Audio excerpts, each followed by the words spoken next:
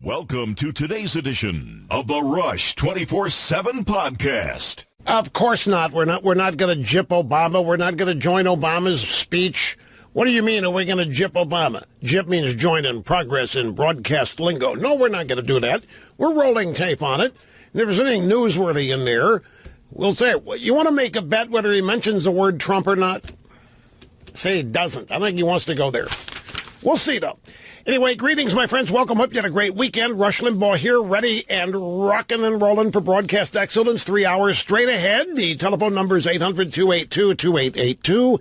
If you want to appear on the program as a caller, if so, remember, the purpose of calls and callers is to make the host look good. But that doesn't mean that you call in and just consistently praise me. What that means is that callers are supposed to inspire and ignite the host into further area of inquiry and expertise. And that's what we look for. If you want to send an email, you can do that, lrushbo@eibnet.us. Okay, now, folks, I need to beg your indulgence here at the beginning for a couple of things. We're going to get into everything that's in the news out there today. The French election, particularly, you might think, well, come on, what do we need? You'd be amazed at the similarities, demographically, structurally, politically, what's happening in France and in the United States. And you're going to be amazed at the political coalitions that have sprung up in France that in many ways mirror exactly what's happening in the United States. The big difference is that Marine Le Pen is not Donald Trump. And the guy that came in number one in the runoff, Macron or Macroni or whatever his name is, do you know that his wife is 25 years older than he is? He met her. He was a student at age 15, and some teacher of his, well, they got married. She's 25 years older. She's 64. He's 39 or something like that. He'd be the youngest president, prime minister, premier, whatever they call him, dictator of France. I'm just joking about dictator. But if he wins, he's going to be the youngest ever. But the establishment in France lost, which is it's kind of, you have two anti-establishment candidates running there, Marine Le Pen and this guy. This guy edged her out by 2 points, 23% of the vote. She got 21. The experts are all saying it's over then. He wins the runoff on May 7th. Not so sure about this. And by the way, Obama called this guy Macron and weighed in and helped him, and Macron turned a phone call into a campaign ad. I thought the Democrats were opposed to foreign intervention in elections. Anyway, we're going to do all that. We got polling data from the Washington Post that not everybody, a lot of people are missing the lead in this poll. The Washington Post wants you to think that Trump's approval numbers are tanking and everything's going south. And the big news is that if the election were held again, Trump would win again, and Hillary would lose again. And a greater number of people are upset and think the Democrat Party's out of touch than think the Republican Party's out of touch. But you have to dig deep in the Washington Post or ABC News stories on that to get it. So we'll get into that. Democrat Party...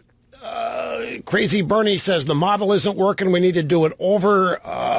Tom Perez, the new chairman DNC, run around cussing every fourth or fifth word. The Democrats had a pro-Democrat rally under the guise of science over the weekend. We're going to get into everything, but there are two things that I need to beg your indulgence on. First is one of the longest-term employees here at the EIB network, Kathleen Gleason-Preyes, popularly known here as Cookie. She was one of the executive producers at Rush Limbaugh, the TV show, when it began in 1992. And she stayed with us when the TV show ended. You know, in 29 years, I can count on one hand the number of people who have left. And I don't think any of them have been fired. They've either all gone on to other things or they have retired. And Kathleen's a long-termer. What her primary responsibility are two things: executive assistant, and she is the producer of all the audio soundbites. She is the woman who watches all of this network garbage so that I don't have to. And she assembles all of the audio sound bites that you hear, and many that you don't, simply because I don't get to them all. But it's a 24/7 job that she engages in tirelessly. Her mother passed away last week in her 80s, and Kathleen and her mother were extremely close. Her mother's name was Joan. And this woman, I have to tell you, I met her on a number of occasions. It's amazing to me, folks, whenever I meet the mothers of people who work here, they all treat me as one of their kids, too. No matter how old I am, I'm always treated as one of the kids, and I'm always warned to treat all the other kids nicely. In other words, don't you dare mistreat my daughter. Now, she doesn't say it that way. It's all good-natured. That's the whole point. It's all family-like. And Kathleen's mother, I just want to tell you a little bit about her. She's a great lady in every sense of the word. She was, the prototype for the kind of person this country was built by and built on and sustained by. And as America evolves, there are fewer and fewer of these people. It's a generational thing. There are fewer and fewer people like Joan Gleason. And it's, as I say, it's just generational. Joan Gleason, for example, was intimately aware of the Constitution, the nation's founding, all of the values that came from the founding, raised her family with them. Today, you'd have to do a deep survey to find out how many Americans even know the Constitution, know of it, or very much about it. But she was one of the solid foundational building blocks of her family and of the country. And there are fewer and fewer people like her today. She was a standout. Over 1,000 people are expected to attend her wake and funeral this week in New Jersey. That's just mind-boggling for someone who's not a public figure and who doesn't live in a large metropolitan area. But I just wanted to acknowledge her life and her death this week and the profound effect that it's had on her family. Kathleen has borne up well under it. There's so much love there that she had for her mother and vice versa, that it's an irreplaceable, understandably irreplaceable loss. The undeniable truth, however, is that all of our parents, particularly our mothers, for biological and anthropological reasons, our mothers live on. Their hearts are in ours. And in Kathleen's case and her mother, Kathleen is an extension of her mother, and in Kathleen, her mother will live on. And I just wanted to take a brief moment here to acknowledge this, because it's a sad and devastating moment. At the same time, it's conflicting, because Christianity, this is a happy time, you hope. And that's the faith. And Mrs. Gleason led a life of such repute that infinite rewards should be hers. And I wanted to make sure that we acknowledge this today, because I consider all of you in this audience to be an extended family. And you've heard the name Cookie banded about here constantly over these years. She's been out the past month caring for her mother. And it's not the same when she isn't here. And that's not meant to slight anybody else. The second such instance is Cato Byrne. Cato Byrne of National Review and a number of think tanks passed away over the weekend. Now, let me tell you about Cato Byrne. She was one of the godmothers of the modern so-called conservative movement. And explaining Cato Byrne, I need to go back to the very beginning of this program. I haven't talked about it in this context much lately. At the beginning, when this program started in '88, it was more a central topic. But you have to remember something. For the impact of Cato Byrne on me to be understood, you have to understand who I was in 1988. And in terms of Cato Byrne and everybody in the so-called conservative movement in Washington and New York, I was nobody. Nobody had ever heard of me. I am a loner. I'm not a networker. I do not try to get to know people so they can do something for me down the road. I'm just totally self-focused on my own merit, and I've always believed that my work will speak for me and itself. And I have not sought relationships with people in the same business I'm in or any other business in hopes that someday they'll be able to do something for me. I just have never thought in that regard, perhaps because it didn't happen much that I saw when we were growing up. But I've always just considered it part of being self-responsible. That whatever happens to me is because of me. Not saying nobody helped. That's the whole point. Now, in 1988, you have to remember there's no conservatism nationally other than, National Review magazine. And that wasn't really national. It was the three networks and CNN and the Washington Post and New York Times. That was the media. USA Today had just popped up. CNN was the only thing outside the three networks that had started in 1980, so it was 8 years old, and it was on cable. And it was a much different CNN then from the CNN that you know today.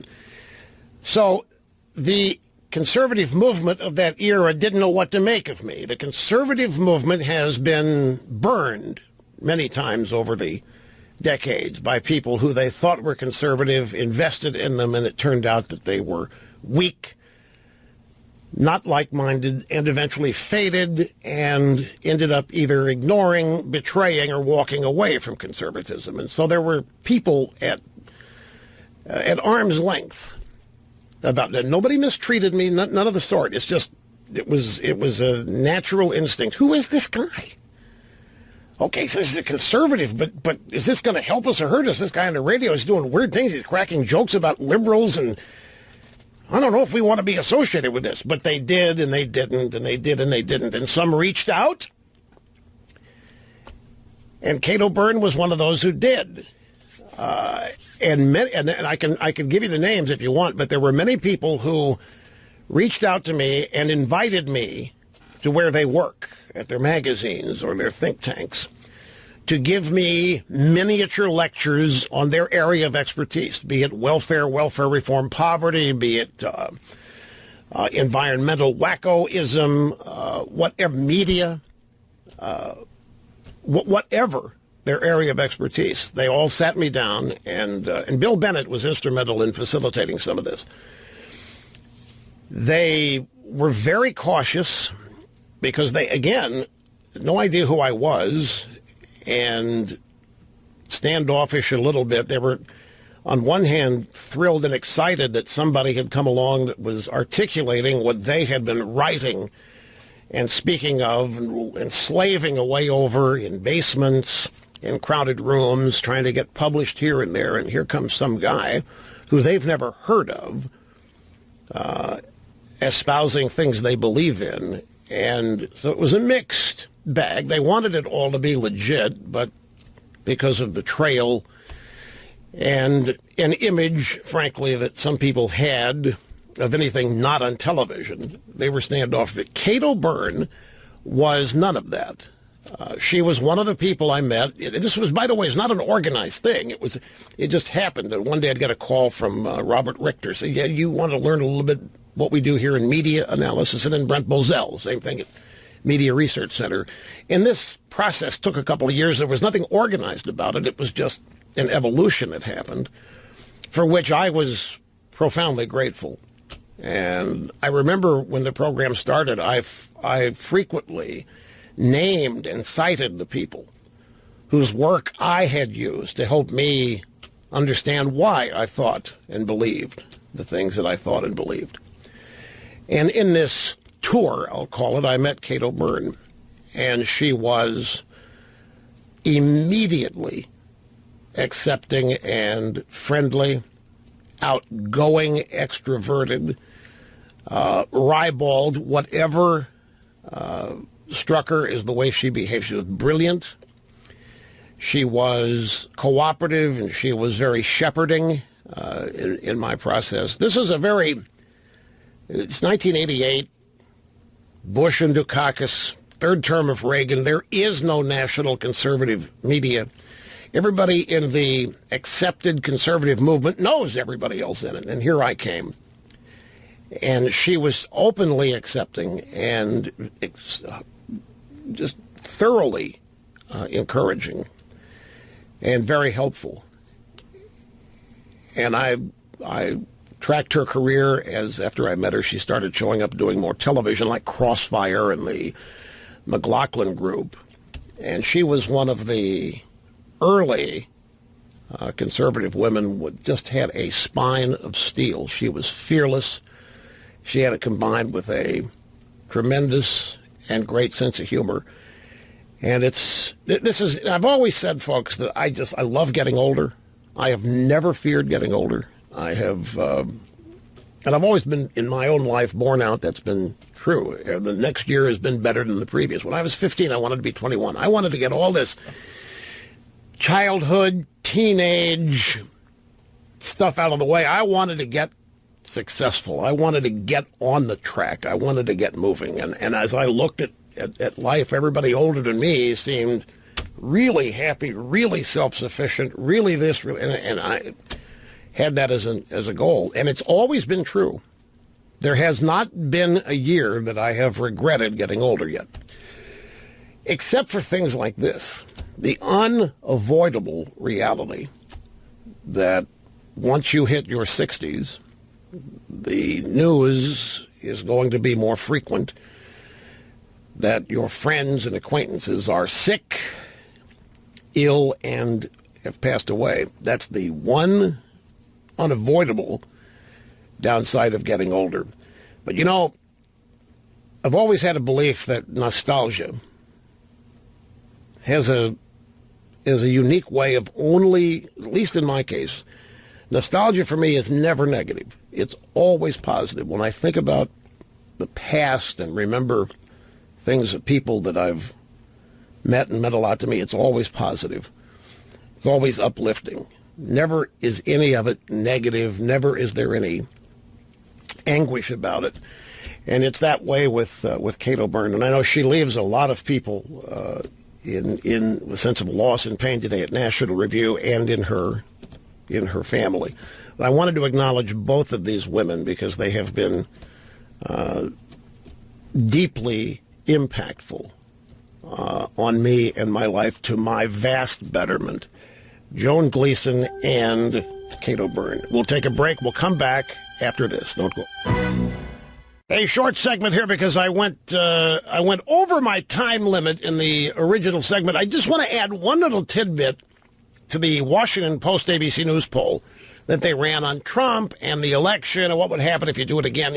In the rerun, if the election were held today, not only would Trump win 43-40 or 46-30, one of the two, Trump would win the popular vote. If the election were held, and this book on the Hillary campaign, folks, it is so bad, this campaign and this candidate and the Clintons. It is so bad, even New York magazines are begging the Clintons to just take Chelsea home and go away. I meant to mention something that I neglected, and to me, it's about Kathleen Cookie. She was really proud of her mother. I don't know. I don't know about you. I know a lot of people. It's natural. Something about occasionally your mom or dad embarrasses you. You know, especially when you're a teenager and so forth. But with her, it was stunning. She admired. Her mother was a role model for just had so much respect and admiration, and so proud of her mother. And it's a really, really deep loss because they had such an ongoing deep connection. And I neglected to mention that it's an important aspect and characteristic to this. It's an enviable one, too, to have that kind of pride and respect and admiration for your parents. That's a gift. Now, ladies and gentlemen, on the French election, I'm going to get to it in due course. I've spent a lot of time, I don't know why, over the weekend I wanted to find out about this. In most cases, you learn enough to be able to be conversant in it, but I wanted to find out what this was really going on because I wanted to get beyond the American media coverage of this and find out what the real truths on the ground are in France about this election. Because I just don't trust the media. I just don't. Everything is written through the prism of how it can hurt Trump, how it can help Obama, how it can help the Democrat agenda. For example, what I'm talking about is this. Macron, the young wonderkin that's supposed to be the next leader of France, is described as a moderate centrist independent. That's how he is constantly referred to in the American media. Marine Le Pen, who would be, for our purposes here, the Donald Trump comparison, is always referred to as the extremist right-winger. Every drive-by article about the French election describes Emmanuel Macron as an independent centrist and Marine Le Pen as an extreme right-winger. Now, let me tell you, the only reason, and I want you to file this away for later in the program, and I circle back to the French election, because there are things here I want to get to first, but I just want to get a little foundation built here. The only reason that Emmanuel Macron is pretending to be a centrist is because his real party is the Socialist Party, which is the American, it's a Democrat party there, but it is so unpopular.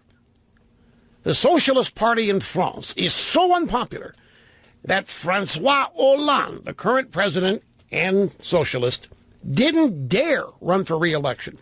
50% of the electorate is opposed to the European Union. You will never learn that when you watch coverage of the election from Saturday in France or Sunday.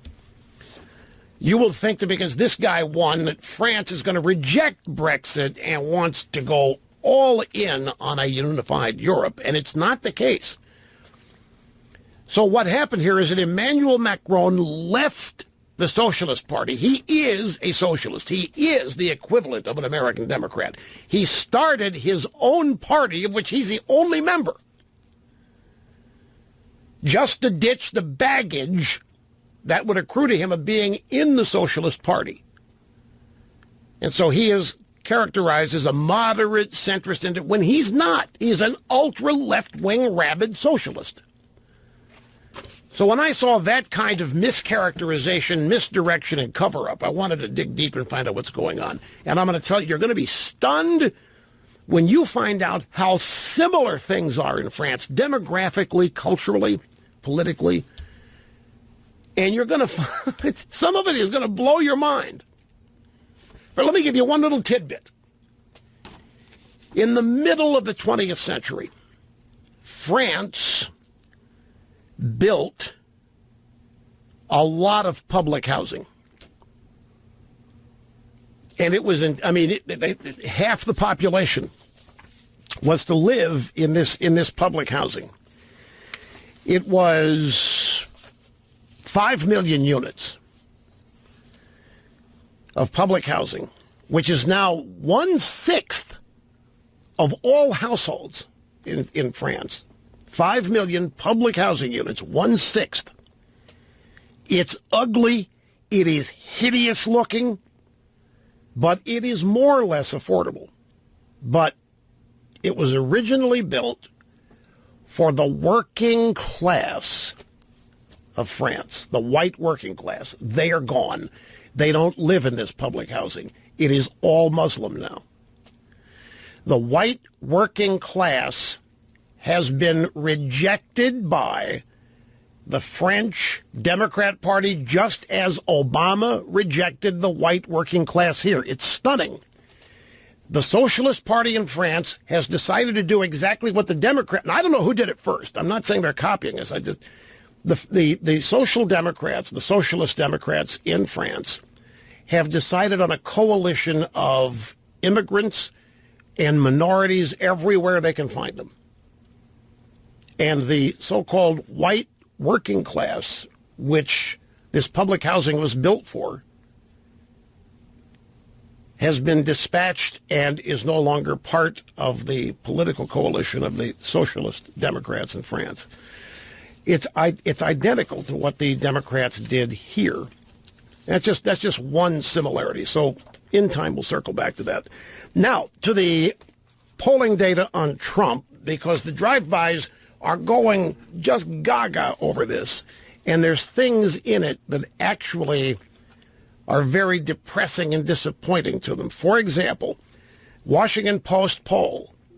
You have to dig deep to find this. They do not highlight it. It's an ABC Washington Post poll. Washington Post doesn't highlight this. The ABC reporting doesn't highlight this. What they're claiming that their poll shows is that Donald Trump is the least popular president in modern times. That's the lead. That's the focus. Trump's approval number, all-time low, modern times, new president, end of 100-day honeymoon, blah, blah, blah. You have to read all the way to the second to last paragraph to learn that Donald Trump, with the lowest approval ratings and the highest unpopularity in the modern era, would still beat Hillary Clinton if the election were held today. And not just the Electoral College, he would win the popular vote. Second to last paragraph of a long story that had shown that Clinton would still lose despite high disapproval ratings and problems with his first 100 days, detailed by the paper. It says the new survey finds 46% saying they voted for Clinton, 43% said they voted for Trump.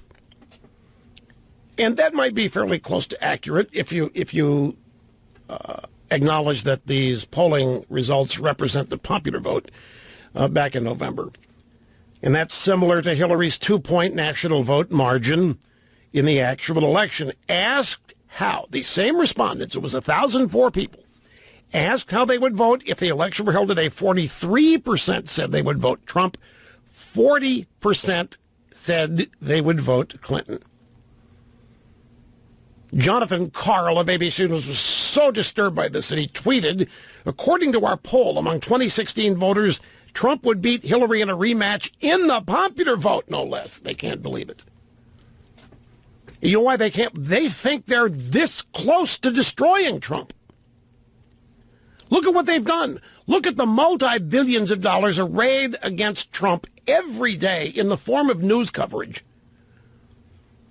If you had to go by, if the Democrat Party had to go by the amount of negative reporting on Donald Trump, it would reach into the tens of billions of dollars. A full 93% of reporting in the drive-by media has been unfavorable to Trump. And still, he would trounce Hillary again if the election were held today. Here's another thing buried in this poll that you have to dig deep to find. 67% of Americans say the Democrat Party is out of touch with their concerns. You remember in 2012, the exit poll from that election, the 5 o'clock wave, when I saw that, knew it was over. There was a question to the exit on the exit poll of voters, and it something along the lines of, cares about people like me. Obama won that 89-11 over Romney. And then I saw another question that 60% still blame Bush for the economy. I knew it was over. Well, this is quite a plunge. When you have, in 2012, people acknowledging that the Democrat Party is in touch with them and understands their needs and cares about people like them, to now 67% think the Democrat Party is out of touch. The Republican Party, it's around 53. Don't misunderstand. Both parties are in the 30s in terms of in touch, care about me. But the Democrat parties where the gigantic plunge has taken place here, 67% say the Democrats are out of touch with their concerns. And again, you have to dig deep to find this. And the same poll. New polls show low approval numbers for Trump, but almost no regrets among his voters. Despite all the questions about whether many of Trump's voters have buyer's remorse, only 2% of the people said they voted for president regret their decision. You know how you know this is true? If there were even some regret, that's all we'd be seeing in the media. Every panel show in prime time on MSNBC and CNN would feature panels of disappointed, angry Trump voters. They can't find them. Only 2% have any regrets. Remember, this is the group of people that continues to prop Trump up. By the way, Trump gave, I was shocked when I saw this. He sat down with Julie Pace, who is the commie babe reporter for the AP. He sat down in an expansive interview, a long interview with her. And you know what? When you read these things, you know, I've always said, and I've always told people that you need to know how to listen to Trump. I do. There is nobody in American media who understands Donald Trump and can explain Donald Trump better than your host, the Maharishi. And I'm telling you, he gives, she thought she was nailing him on a question about the Chinese no longer being currency manipulators.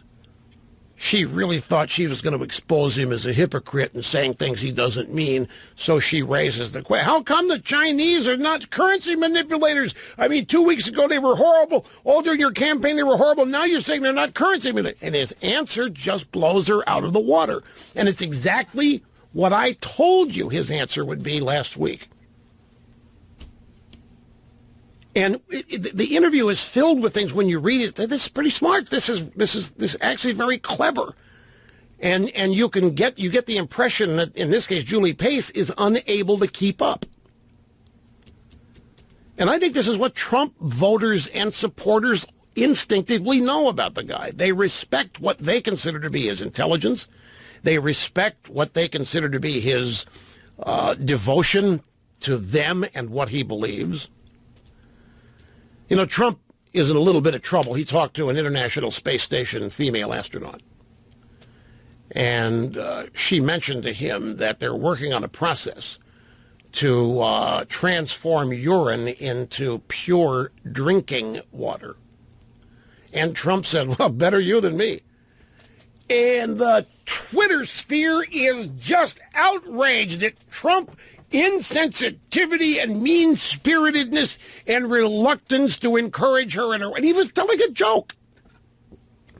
And they don't get it. And when it comes to sense of humor, they don't have one. Look, I'm way long. Got to take a break. Back with more after this. Sit tight. Great to have you here. By the way, Dean up the web, Dean's Coco Jr. today. Dean, I need you to research. I need to search the site.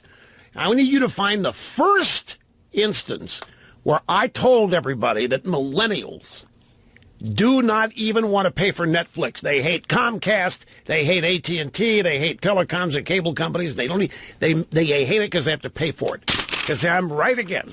You find it, let me know, Dean. I'm going to make a big deal about it at RushLimbaugh.com. From Market Watch, most millennials don't want to pay for Netflix. Right here it is. Don't ever doubt me. Even when you think it can't possibly be true, or you don't even know why I'm mentioning it, don't doubt me. We start on the phones in Dodge, Nevada. This is David. It's great to have you up first today, sir. How you doing? Thank you for taking my call, Rush. It's always a great day when I get to speak to Mr. Snerdley, and even better when I get to speak to you. Thank you, sir, very much. All of these approval and disapproval polls are a joke, because if you say you approve of something, you're in that group A. There's no variance, within limits. When you say you disapprove of Congress, of a president, of whatever, you may disapprove of them because they're doing too much, doing things you don't want done, or you may disapprove because they're not doing enough. They're not going fast enough with the things you want.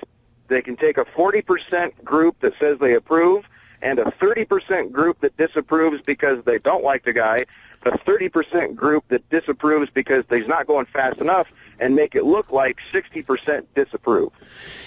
This is actually very shrewd. This is actually very perceptive, and this is actually a very, very good point, David. And I'll tell you why it matters. Because I think in the case of Trump, I think the media does, as he says, disapproval equals dislike. Disapproval equals regret. I voted for the guy. Disapproval, that's what they want you to mean.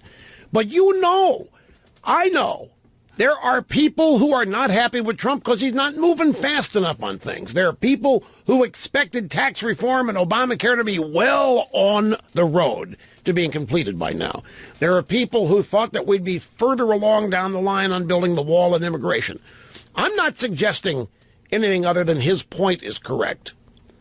That disapproval doesn't mean opposition and dislike. It can also mean that people wish the guy were doing more. And it's, I think in Trump's case, that is highly relevant. I'm glad you called. Thanks much. We'll be back. We've got more, as we always do. All right, get this. This is the second time I've seen this. Psychiatrists at Yale University. Quote, I've worked with murderers and rapists. I can recognize dangerousness from a mile away. You don't have to be an expert on dangerousness or spend 50 years studying it like I have in order to know how dangerous Donald Trump is. Yale psychiatrists. Never examined him. It's just the left is cracking up. They're literally crumbling to shreds.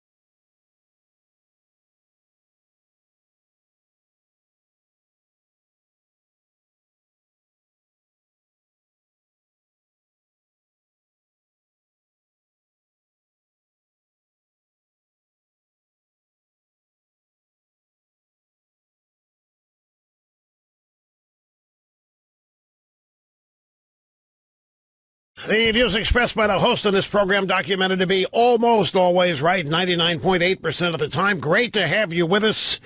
If you want to be on the program, the phone number is 800-282-2882, and the email address is lrushbo at eibnet.us. Hang up. I just now got it printed out.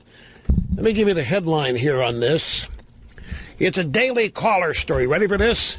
Former Obama official, bureaucrats manipulate client stats to influence policy. No kidding. Exactly. But this looks like somebody from the Obama regime is owning up to it.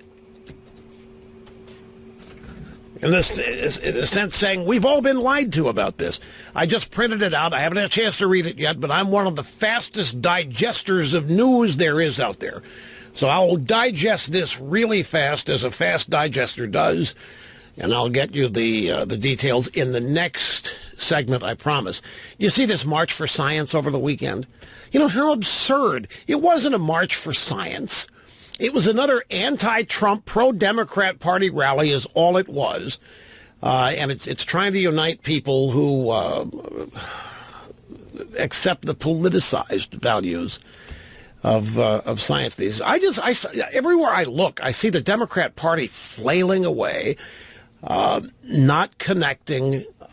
I'm telling you, if it weren't for the drive-by media, and that's a big, big part of this.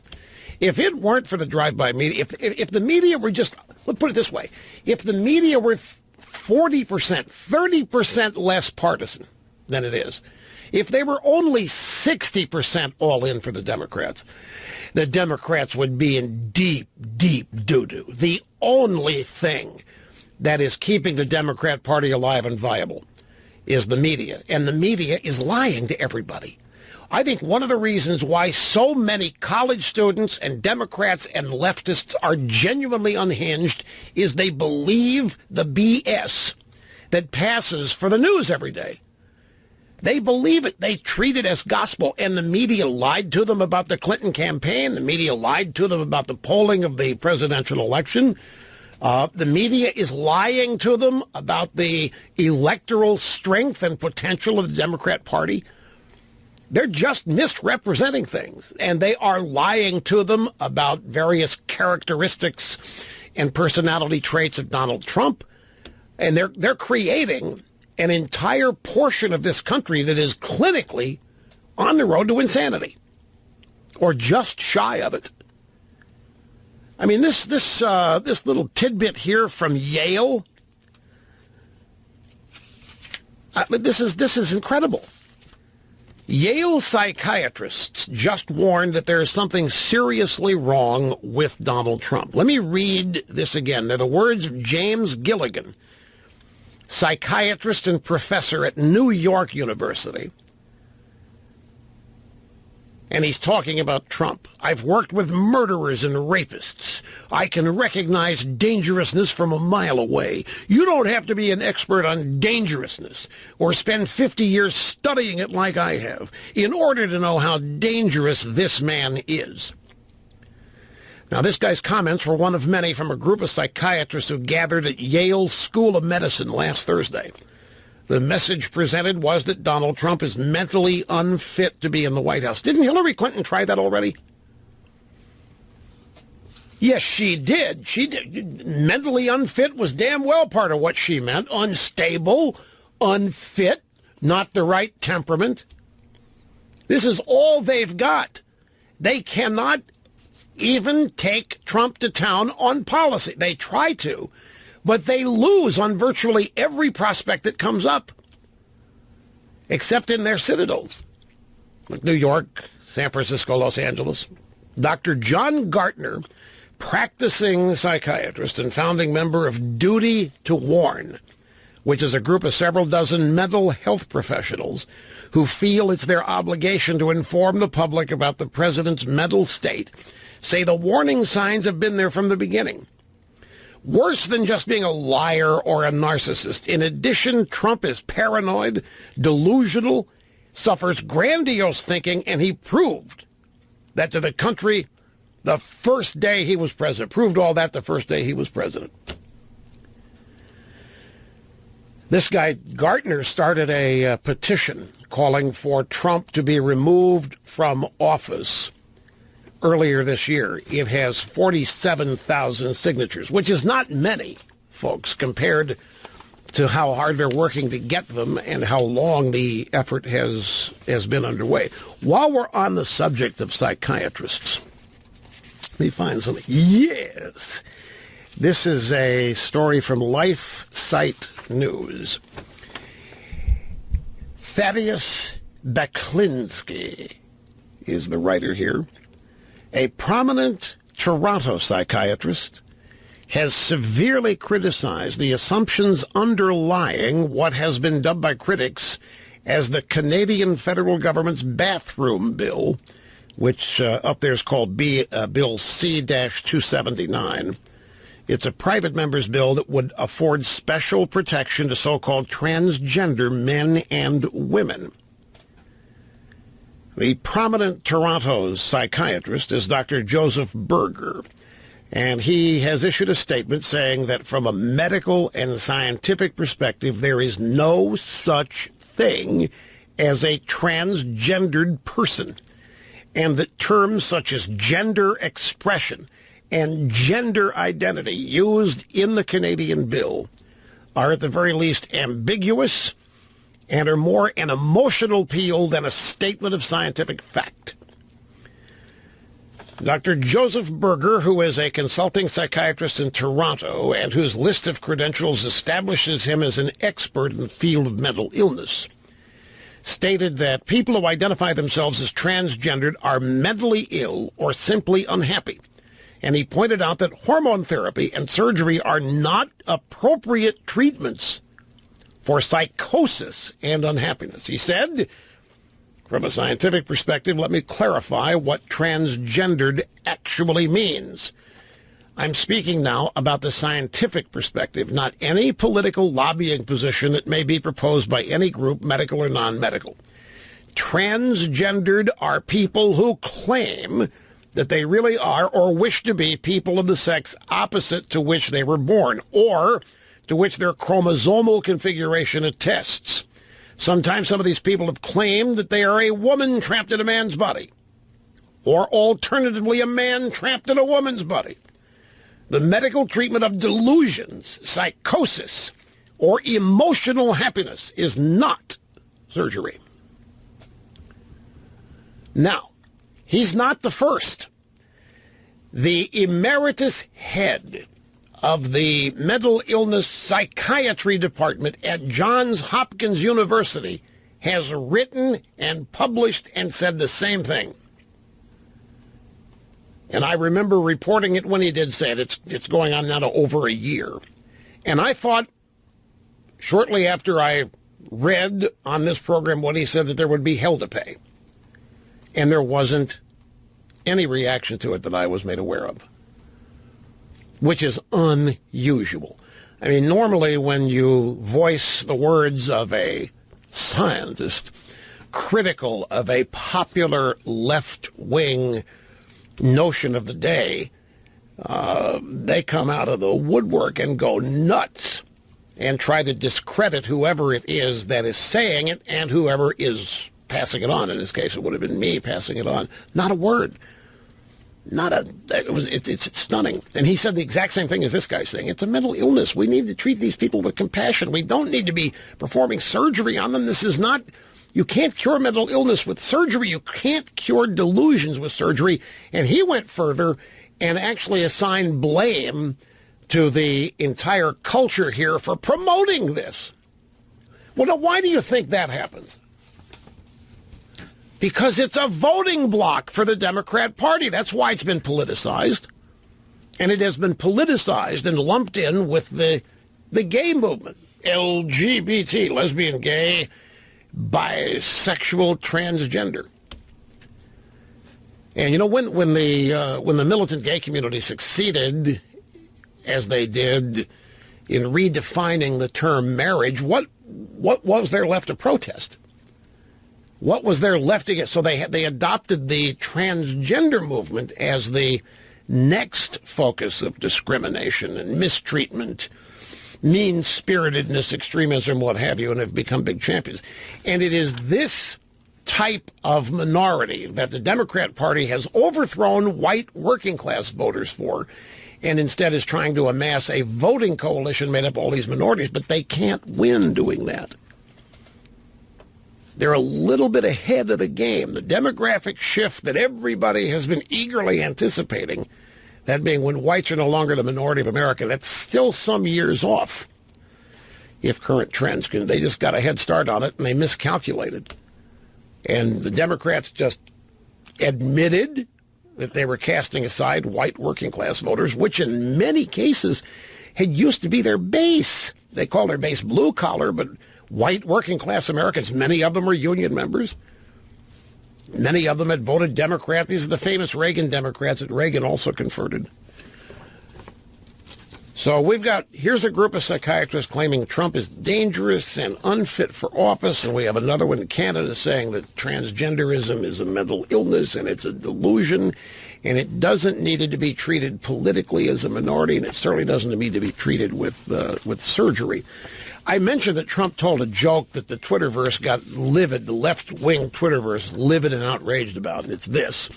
Soundbite 26. International Space Station, the astronaut Peggy Whitson. Trump spoke to her to congratulate her on a new space flight record. She's now lived more than 534 days in space.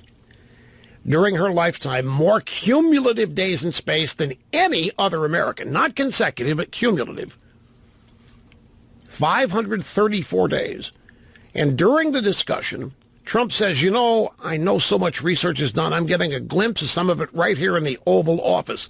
What are we learning by being in space? Here's what Peggy Whitson said. The International Space Station is providing a key bridge from us living on Earth to going somewhere into deep space. So on those Mars missions, we need to better understand how microgravity is really affecting our body, and we need to understand it in great detail. So many of the studies are looking at the human body. Water is such a precious resource up here that we also are cleaning up our urine and making it drinkable, and it's really not as bad as it sounds. Well, that's good. I'm glad to hear that.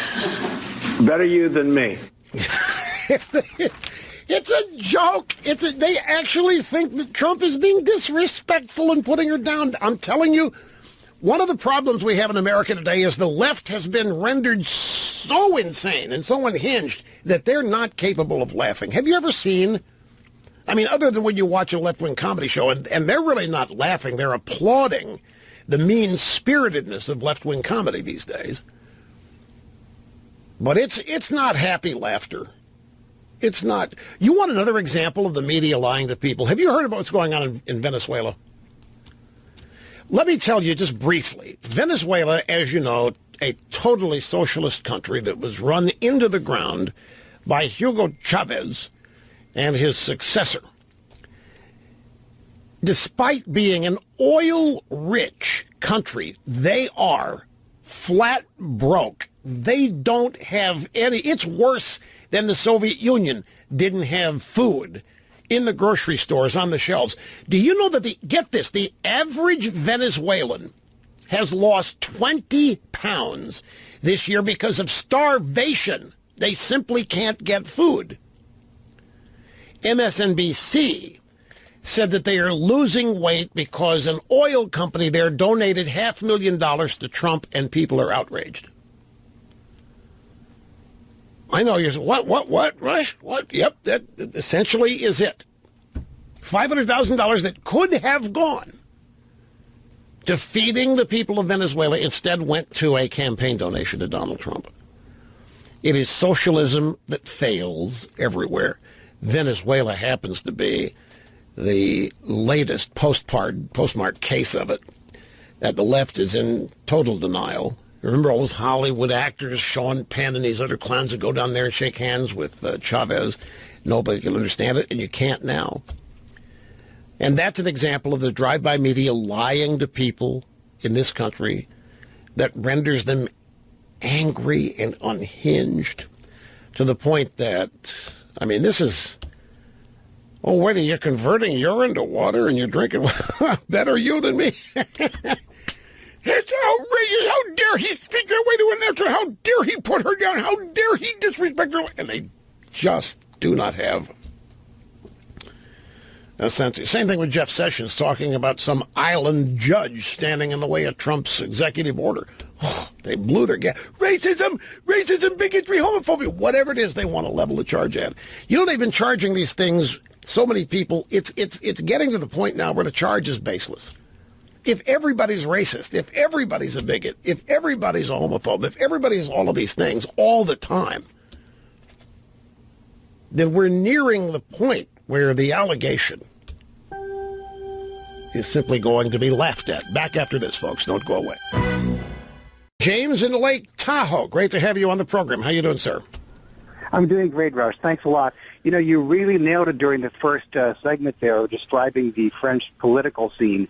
And it really is true that the way they are using the language in French, which I used to live in France, that the way that they describe Le Pen in the media, even in France, is as an extremist and so forth, and calling it a catastrophe that Le Pen might win, which is all fake, as you're saying. The only thing that Macron is saying that is typically what Democrats or socialists do, that is a conservative type of thing, is Macron is saying that he wants to lower taxes. But everything else is completely from the Democrat playbook. And even the slogan for Macron's political party, En Marche, means forward in French, just like forward for Hillary Clinton. It's the same slogan. Was it forward or lean in? Oh, wait, lean in was Sheryl Sandberg. There's different ways to translate it, but you would translate it as forward. I'm not sure Hillary's slogan, but the slogan En Marche would mean forward or going forward. Right. The other thing is the leftists in France do not accept elections. The same thing that you've been saying over the past few weeks, they don't. There have been riots breaking out. They do not accept the elections. They take whatever they believe that they want to have, and they're going to keep on pressing for that no matter what. Well, leftists are leftists, so wherever you go. It's not just, that's the point of trying to explain this to people. You're right. It's not just in the United States that leftists behave as they do. It's worldwide. And it's all related to globalism. In France, this election, in many ways, was portrayed as globalism, which is great and wonderful, versus nationalism, populism, which is, of course, horrible. And it's short-sighted. Very, very, very bad. And the reason the argument is happening in France is the same reason that it's happening here. And that is the elites in France are doing very well. And the elites in France are benefiting and doing great because of their close attachments to the economic advances that are made possible by globalism. And there are some of those, but there are also very large downsides to it. And in France, as in the United States, the downsides to globalism is that native, in America it's kind of a tough definition, but the beneficiaries of globalism in both the United States, the non-elite beneficiaries are illegal immigrants here and immigrants in France. And it's illustrated by the fact that 1/6 of public housing, 1/6 of housing in France is public, built by the government for French citizens. Now none of them live in it. It's all occupied by immigrants and primarily Muslims. And so these people have been displaced. They're French. They've been displaced, and they feel like they have been forgotten. They cannot afford to live in Paris, for instance. They can't work there. There's nothing for them. Since we had the phone call from the man who is intimately aware of the French situation with this election, let's get into it. I'm not going to spend a lot of time here, but I think you'll be fascinated with the similarities. What's happening in France, what's happening here. Not saying that they are copying us. It's just leftists are leftists wherever they go, and they are not people that respect nation states and borders and boundaries. They are actually, the leftists are the actual one-worlders. globalist, massive, gigantic, worldwide welfare state. It's insane. But that's largely what we're up against. Now, again, I just want to give you a brief explanation of terms so that you know who we're talking about. The two top vote getters are both considered outside the French establishment. In other words, neither a Republican nor a Democrat won, if you analogize it to the United States. But that's not altogether true.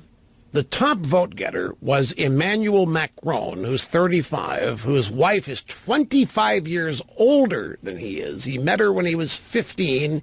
She was a teacher. He was a student. He is a former member of the Socialist or Socialiste Party in France, which is so unpopular that the current president, Francois Hollande, did not even run for re-election. He's so unpopular, his party is so unpopular. So this guy, Emmanuel Macron, splintered from the Socialist Party and basically created his own party, and he's it. On the other side, he's referred to as a moderate centrist independent. Isn't that lovely? Isn't that just peachy? Isn't it so cute? Cool, moderate, centrist, independent. What could possibly be bad or threatening about this little guy? Moderate, centrist, independent. Then, the equivalent to Trump, or conservative over there, is Marine Le Pen. And she is always referred to as the extremist right-winger. So you have the moderate centrist independent, Macron, versus the extremist right-winger, Le Pen. He gets 23% of the vote. She got 21%. Some people thought she would get more than that because of the ISIS attack and the terrorism there. And the stock markets around the world are going nuts. They're very relieved because this Macron guy loves the European Union, does not want to get out of it. No Brexit in France, nothing near it is what the experts are saying. They already have this guy elected. In their world, it's just a formality on May 7th, the next round of elections. This guy's going to walk away with it. Le Pen is going to be defeated again, and France is going to be saved as an arch-liberal state run by a moderate centrist independent. This takes us to NBC News and Richard Engel on the Today Show today.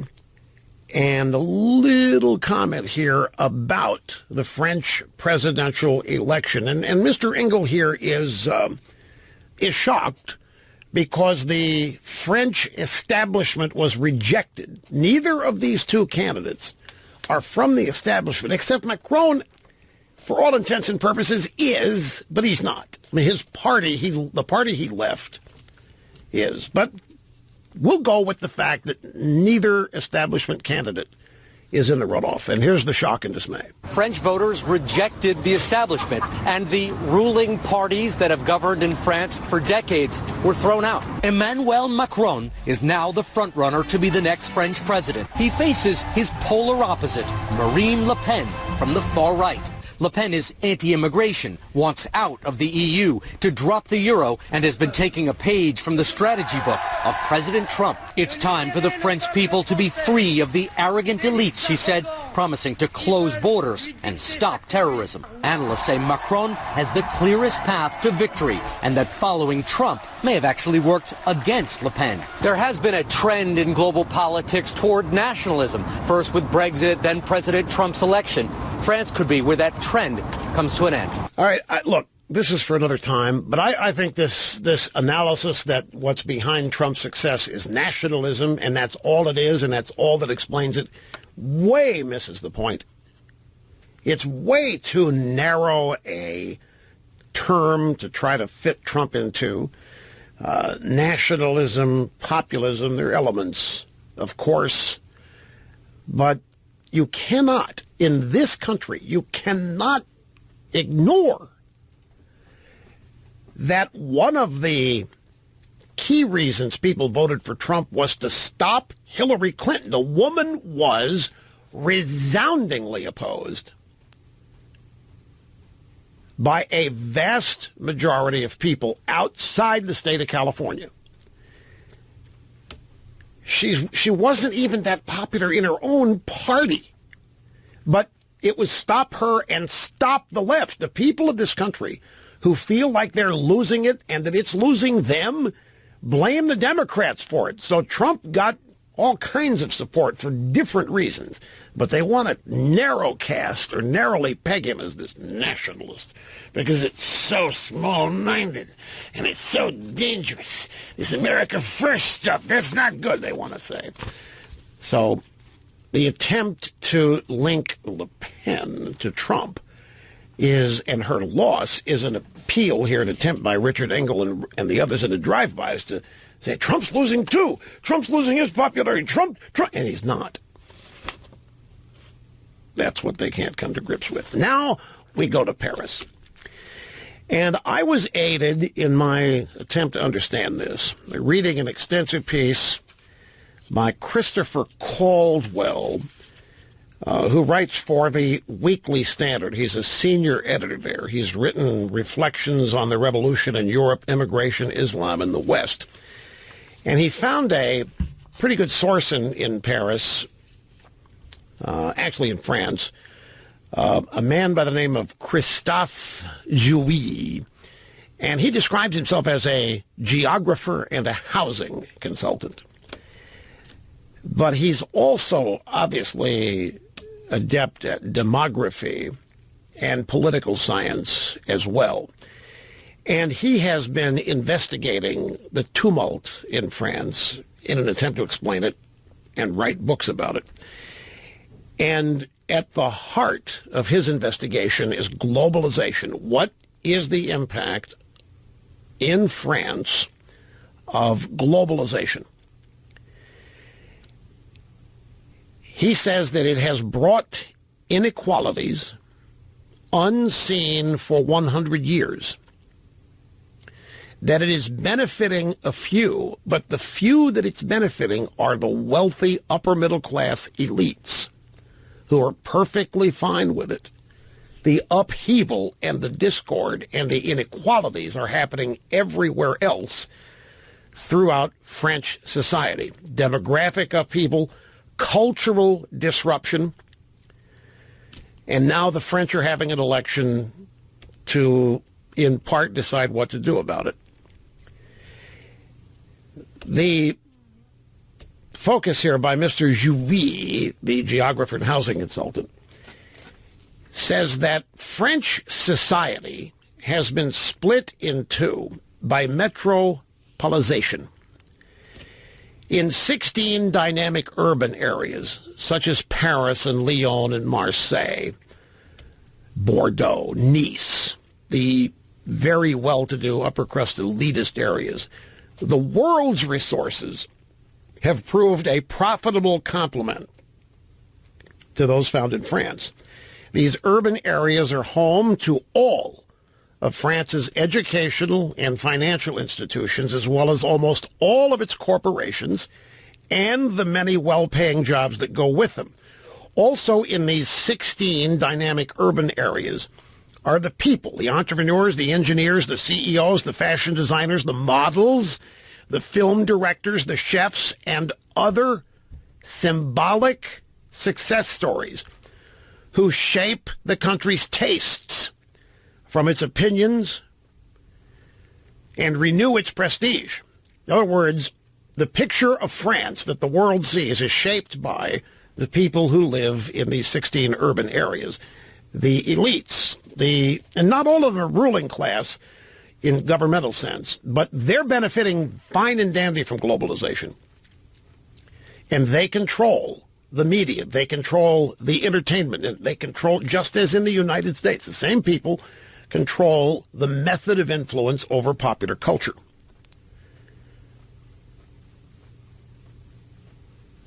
But globalization has had no such effect on the rest of France. Cities that used to be as lively, although smaller, as lively and robust and economically successful as Paris, and these cities that way for hundreds of years are now deserts. They have been abandoned. They are haunted by empty storefronts and blighted downtowns. Think of it as the Rust Belt. You've got 16 cities in France that are doing fine and dandy. They are the cultural and media corporate headquarters that determine popular culture and opinion, journalism. The rest of the country is essentially forgotten and a Rust Belt. It used to be thriving, but it isn't any longer.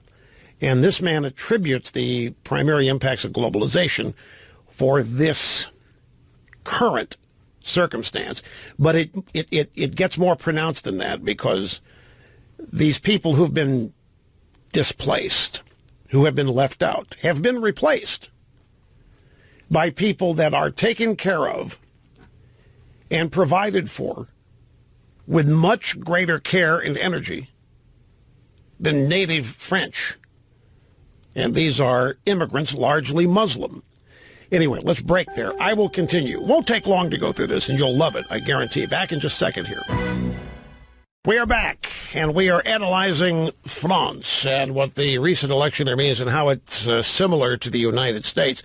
It's probably safe to say if the French had something like an electoral college, Marine Le Pen would win. But they don't. They're not a constitutional republic. They're not a representative republic. They're a quasi-parliamentarian democracy. It's a different circumstance than ours. Anyway, Christophe Jouy, the demographer or geographer, says that he doubts that any place exists in the new economy in France for working people as we've understood them. These would be waiters, waitresses, people that work in department stores, any type of retail level work. These jobs just don't exist. The city of Paris has become like London or New York and San Francisco. You have two groups of people that live there, millionaires and immigrants. And then you throw the tourists and students in there.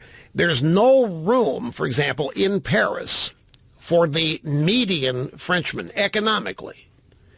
The French working class cannot work in Paris because they can't afford to live there. So they have been forced to leave not just Paris, but other urban areas. Immigration explains why. While economic opportunities for native median Frenchmen are lacking in Paris, they are also prospering for others. In other words, somebody's taking the jobs that native French working class people aren't taking because they can't afford to live there. Remember, the people taking the jobs live in public housing now. Journalists and politicians assume that the stratification of France's big cities is a result of a glitch in the workings of globalization. In other words, globalization, it's kind of like communism. It's perfect. We just haven't had the right people do it yet. Globalization is actually flawless. There's just a little glitch here because we just haven't quite perfected it. But that isn't the problem. The rich parts of France have failed to have what they're doing translate to everybody. It's still only working for a select few and not outside the cities at all. And fixing the problem involves coming up with a shortcut. Like, the globalists say, well, we just need free Wi-Fi, and that will make this working class more competitive, and it will raise their incomes. Do you hear that here? You hear, we need to get free Wi-Fi. We need to give this service or that service to the poor or disadvantaged, and that will launch them to a new economic stratosphere. They're saying the same thing in France. But he doesn't expect that if it ever happened to make a difference. It's a campaign thing. It's people use it to get elected, but it wouldn't really make any difference in changing the economic disintegration that is taking place. Again, in the mid-20th century, the French built 5 million public housing units, which now accounts for a sixth of all households. Public housing is 1/6 of all households in France. It's hideous looking, but it's more or less affordable. But its purpose has changed. It does not house native French workers for whom it was built.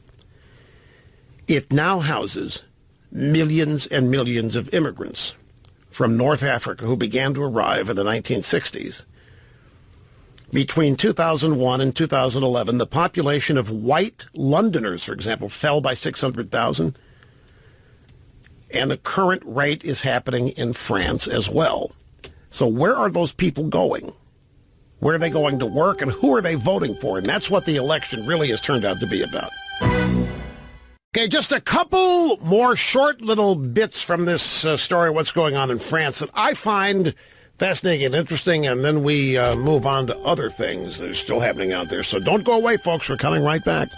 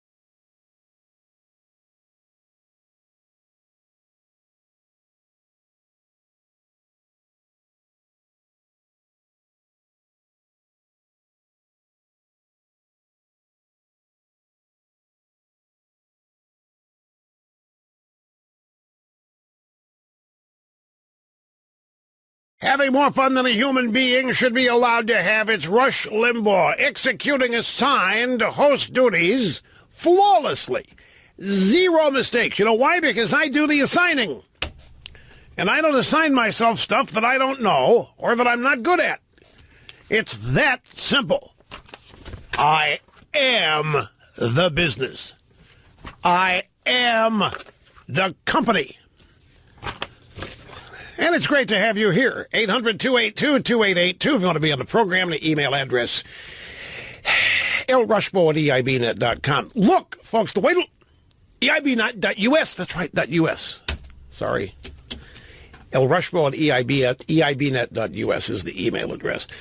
The comment that I made about the Electoral College, in France, what happens in the cities, the 16 largest urban areas, led, of course, by Paris, run the country. The people that don't live in the cities don't have a voice. They do in elections, but without the Electoral College, they have no strength, and they don't have an Electoral College. It's an amazing comparison in that regard. The big cities, Paris, Lyon, Marseille, which is the French crime capital, at least according to a TV show that I saw, it's called Marseille, and with Gerard Depardieu. You like that show? You watch that show on Netflix? Gerard Depardieu, and he's the mayor of Marseille. Yeah. At any rate, the point is, those cities now dictate to the rest of the country politically, culturally. It would be in this country as though if New York or San Francisco say what is, that's the way it's going to be in Wichita. Because there is no mechanism like we have here in the Electoral College, which actually promotes a greater and wider array of democratic representation. At any rate, the two remaining, to me, quite interesting aspects of this. So we've described here circumstance in France, which is almost parallel to the United States.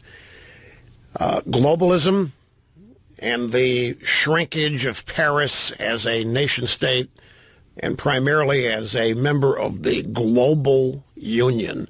The people who benefit from that are those who live in the cities. They're doing very well. They're doing quite well.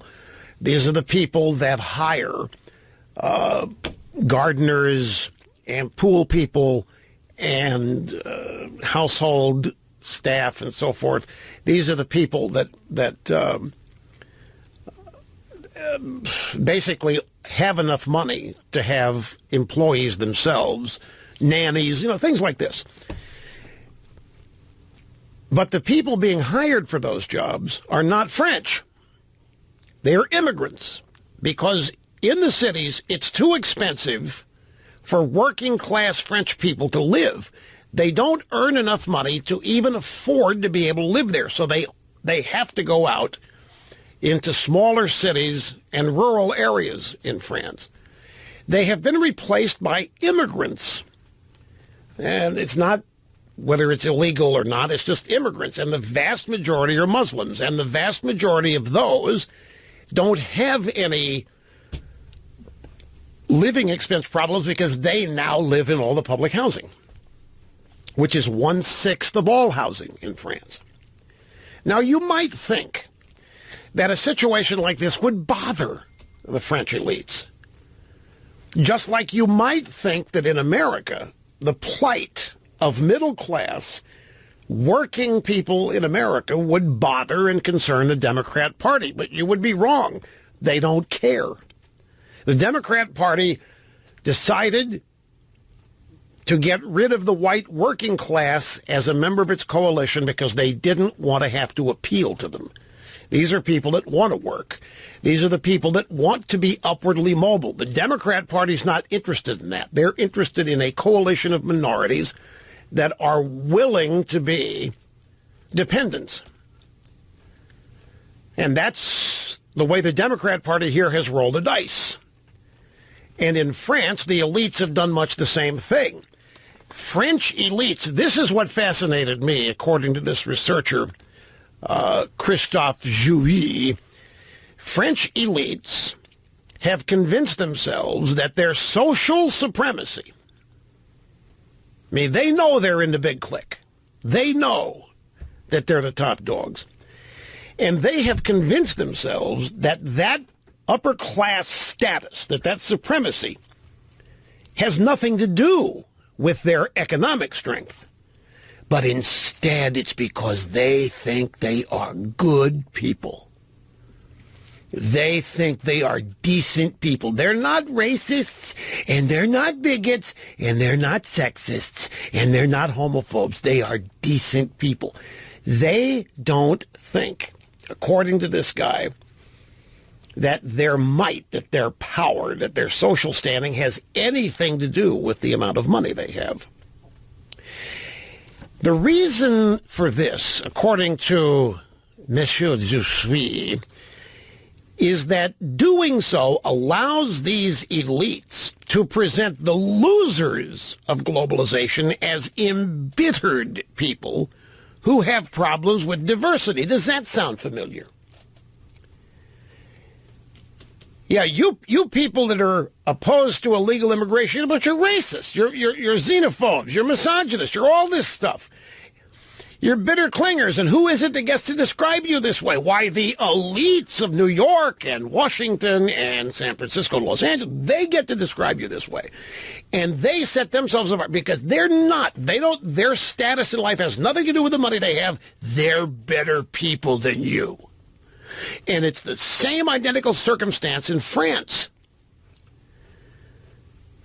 The elites believing that what sets them apart from everybody else in the country is that they're better human beings allows them to present the losers, the economic losers, as angry people who have problems with diversity. In other words, these elites in France say it's not our privilege that the French deplorables resent. It's the color of some of our employees' skin. So what they claim, people like this Macron guy and others of his ilk, what they claim is that people voting for Le Pen resent the fact that the elites are hiring people of color and minorities instead of them. And that makes it possible for them to categorize them as racists and bigots and what have you. French elites have a very colorful vocabulary for those who resist the open society.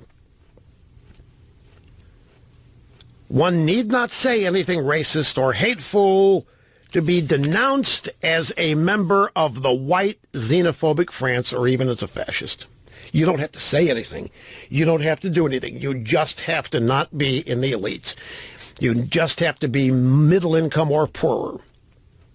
If you express any discontent with the political system, you are cast as a white xenophobe in France. The circumstances are just so closely parallel here. And it's just an illustration that liberalism, socialism, wherever you find it, is identical. And it has its arguments, it has its strategic lexicon for how it separates and divides people. And it is hideous. And, of course, Le Pen is the equivalent of Trump, which means that she's a reprobate and absolutely horrible.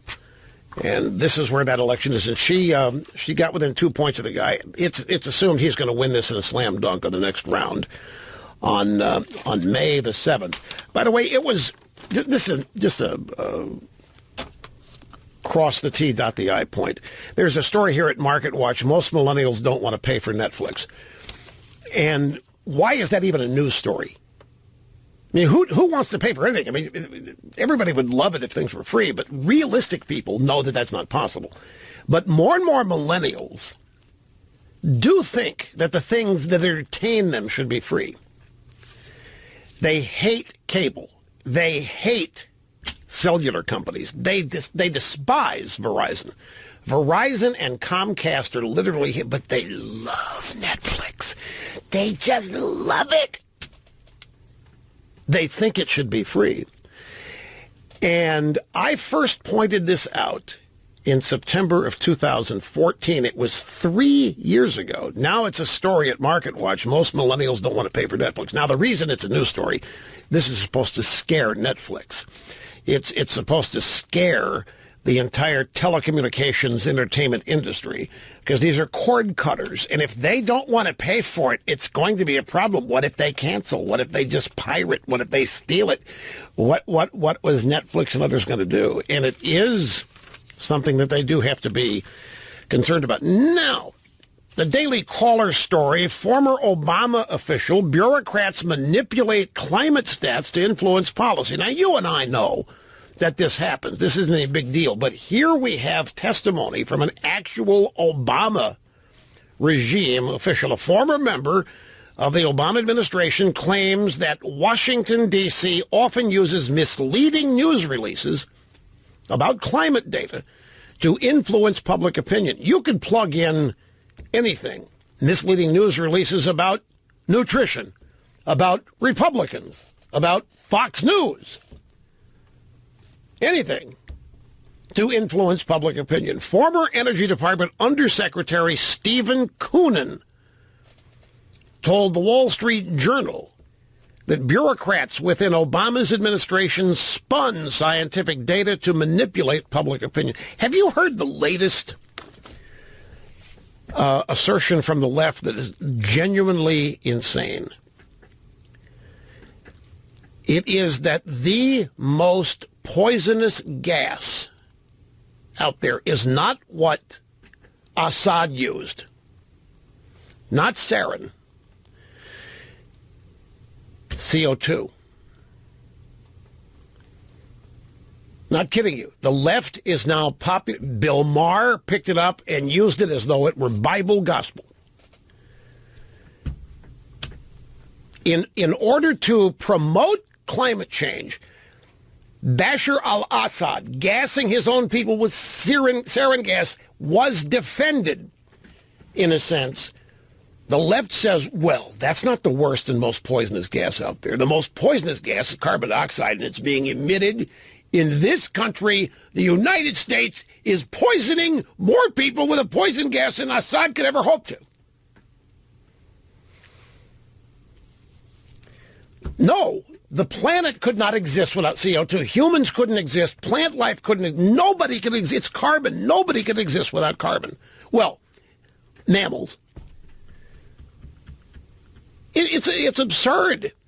You exhale it. To ban CO2, this has been my problem with greenhouse gas emissions as a primary cause of global warming, climate change, what have you. We can't help it.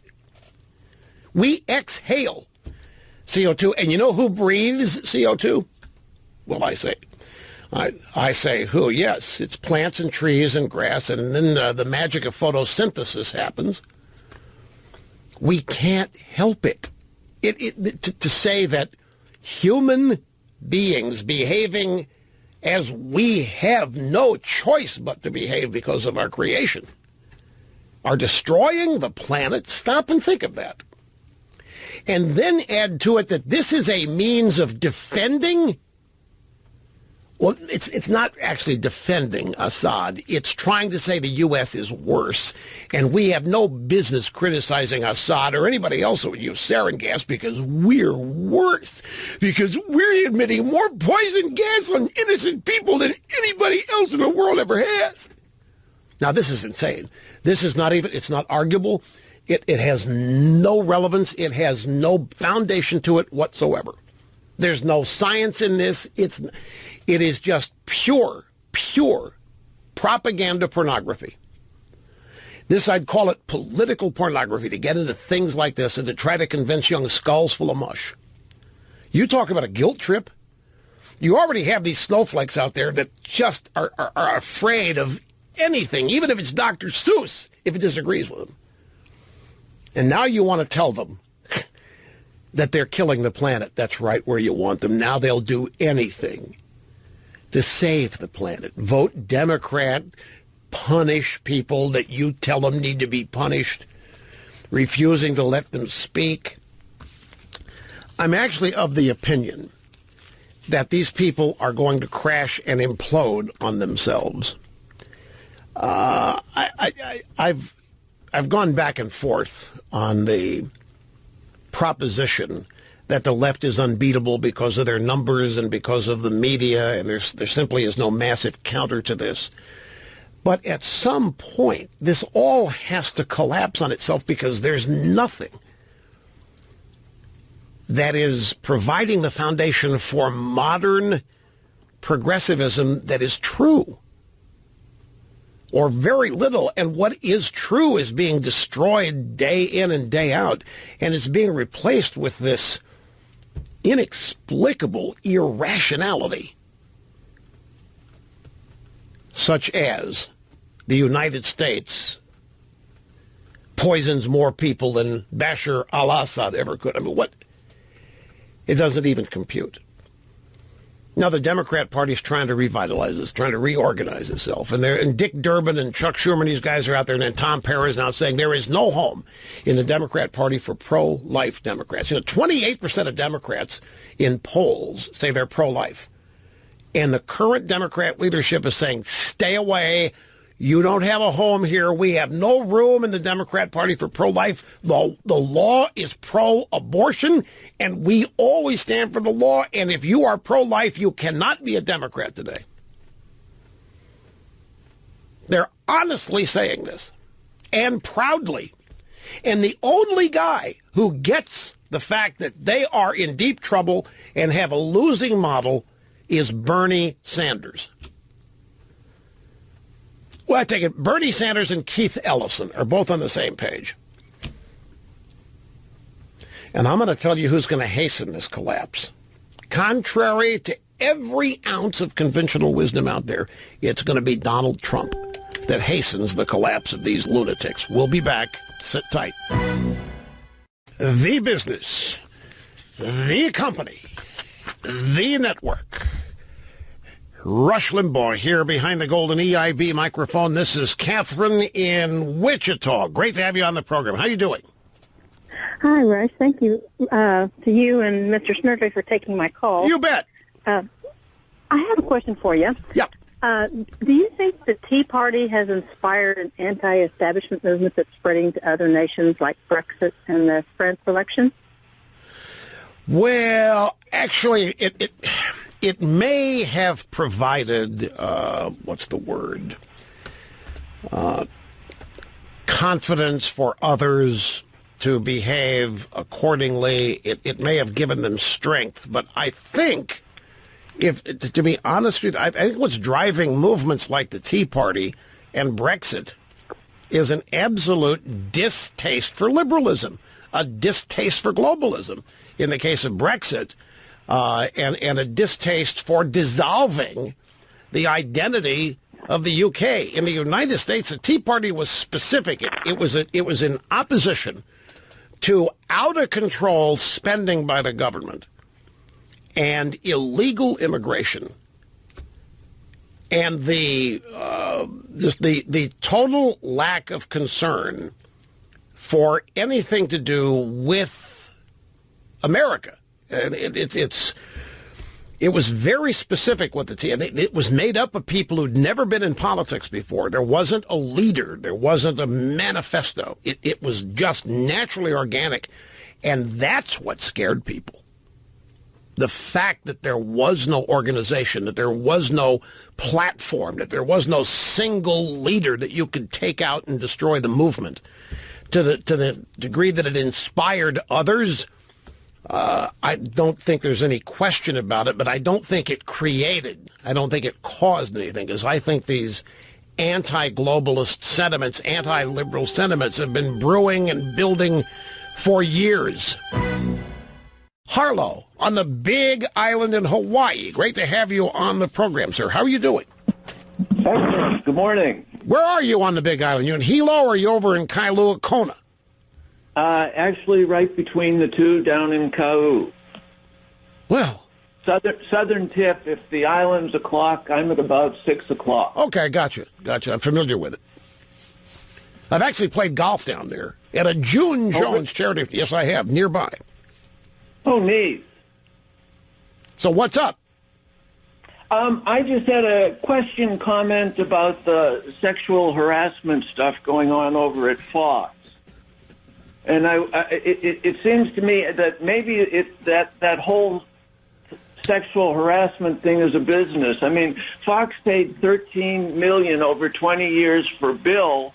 I'm curious how much Fox paid totally for this frivolous lawsuit stuff over the 20 years for other people, and what happened to them. I mean, if they released the stuff for Bill, why not release it for the others? And in that same context, wait a second. How do you know, or are you just assuming that there are others and that Fox has paid an amount of money nobody knows and they haven't admitted to? I think that this may be a huge business for unscrupulous people to get a couple of bucks out of wealthy people. You know, the money isn't an object for them. I mean, just to get something frivolous thrown out, it's worth it. And I can't believe a business like Fox that does, I don't know, $5 or $6 billion with tens of thousands of employees, and this is the only instance. And in that same vein, Rush, I'd like to know how much the New York Times paid in the last 20 years. Okay, now you're helping me understand this. I wasn't quite sure where you're, like, how much is CNN paid? Right, what did they pay over the last 20 years? Well, that's as if we listen to the news, nobody's ever been sexually harassed anywhere in the media but Fox News. Right, that doesn't make sense. The only women that have ever been sexually harassed or bullied are at Fox News. Bingo. It just doesn't make sense. Pass the smell test, eh? Exactly, and I was just wondering what you think about that, and well, kind of a silly question. This is one of these areas. Doesn't kind of put it in context. This is one of these areas where I hate this. I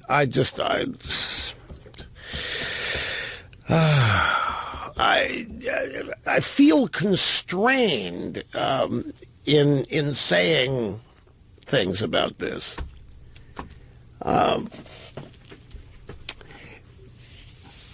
I just do.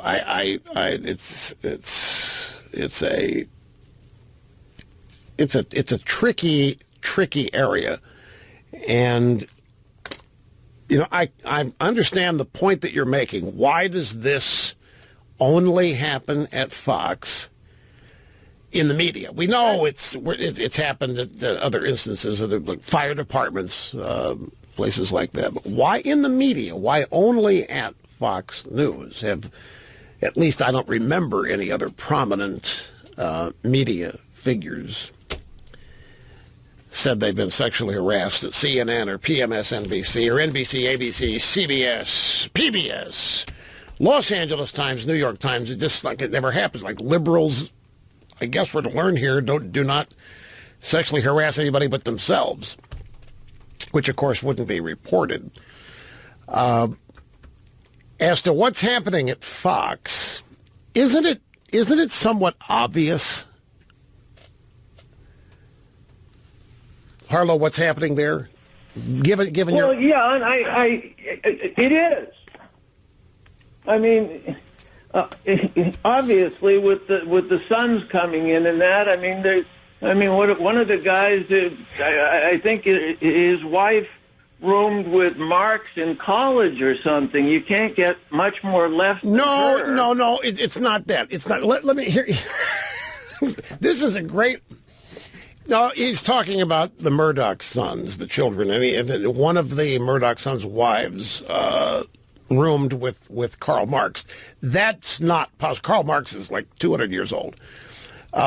What he's thinking of is this. There are three Murdoch children by the first marriage. There may be more. There are three that I know. Two boys and one girl. It's James and Lachlan and Elizabeth. And Elizabeth's husband, and maybe ex-husband, I don't know, was Sigmund Freud's grandson. And I forget his first name, but he was virulently anti-Fox, hated Fox, lives in Britain, London, just despised it because it's conservative, just hated it. And one of the Murdoch sons' wives, I don't remember which one, was a ranking employee at the Clinton Global Initiative. You have family intrigue going on at Fox. You have corporate intrigue going on. You have generational change happening within the family at Fox. This is what is constraining me here, folks.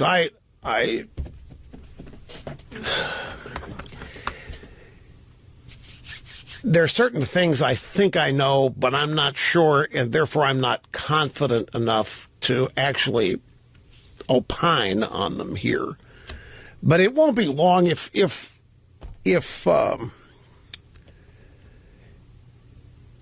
my logical, progressive thinking, based on tidbits that I learn, is true, then Fox News, as you know it, has a lifespan.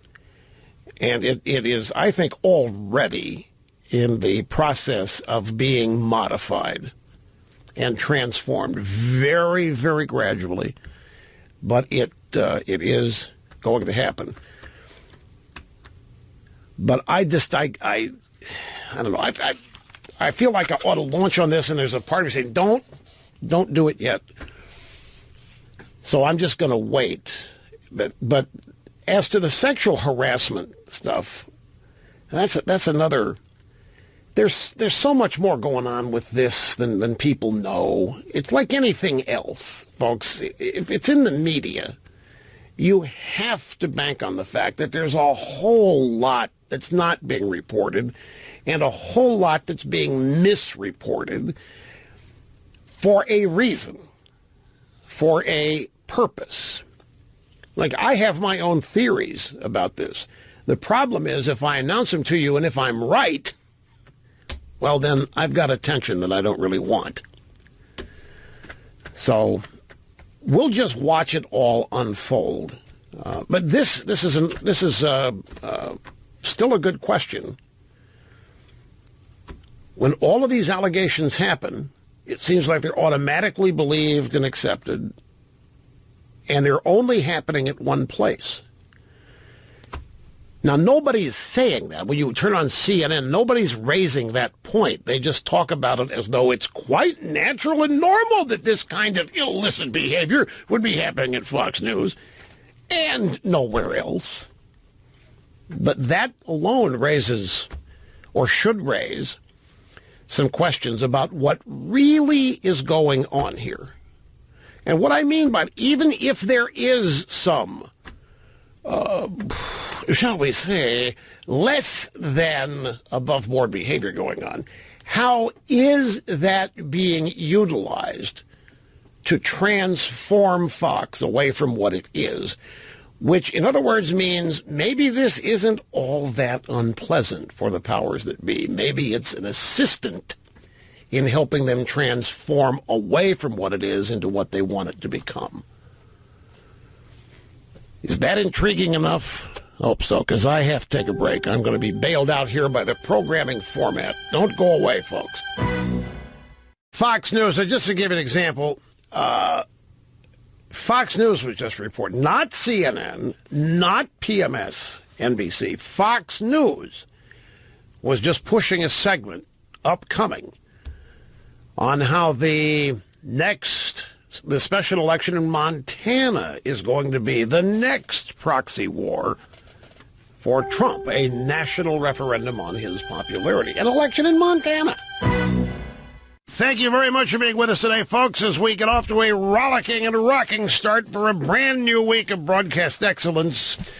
Two things that I didn't get to today that I want to spend some time on. Trump's interview with the AP. I think it's really interesting. Some things in it I want to point out to you. And the details of the false and phony climate and environmental news an Obama administration official is admitting that they released.